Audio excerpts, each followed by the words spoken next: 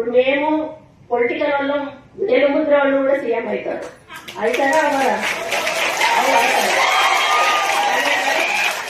వాళ్ళు ఒక IAS officer కావాలంటే వాళ్ళు ఎంత శ్రమ పడితే గాని ఆ స్టేజ్కి వస్తారు.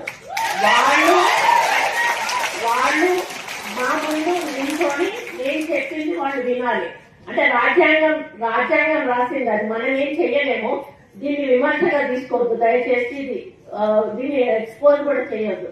నా మనసులో ఉన్న అభిప్రాయాన్ని నేను చెప్తా ఉన్నాను.